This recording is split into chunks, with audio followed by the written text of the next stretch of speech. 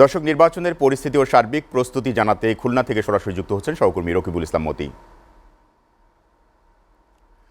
মতি, নির্বাচনের ঠিক আগ মুহূর্তে আপনি নির্বাচনের প্রস্তুতি কেমন দেখছেন, সেখানকার আইন শৃঙ্খলা রক্ষাকারী বাহিনীর তৎপরতা কেমন এবং ভোটারদের মধ্যে উৎসব কেমন জানাবেন?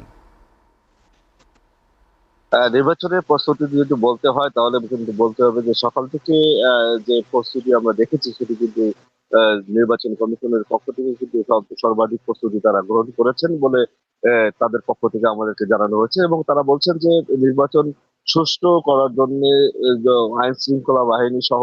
প্রশাসনের পক্ষ থেকে যে সমস্ত ব্যবস্থা নেওয়া দরকার তারা কিন্তু নিয়েছে এবং সকালে আমরা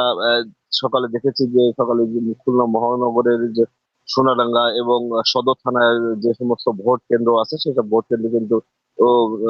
ব্যালট বক্স এবং যাবতীয় সরঞ্জামাদি কিন্তু তারা এখানে সার্কিট আউটের মাঠ থেকে তারা প্রদান করেছেন এবং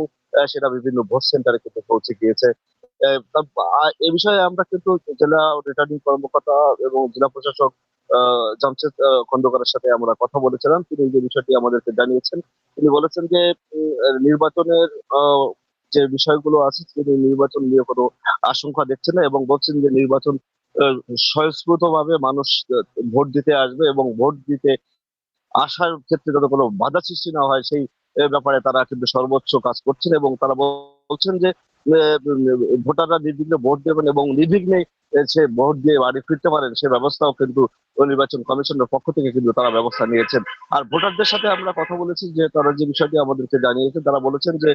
দীর্ঘ বছর পরে তারা যে এই যে উন্মুক্ত ভাবে ভোট দিতে পারছেন এবং বাধাহীন ভাবে তারা ভোট দিতে পারছেন, এটি কিন্তু তাদের জন্য বড় একটা পাওয়া ছিল।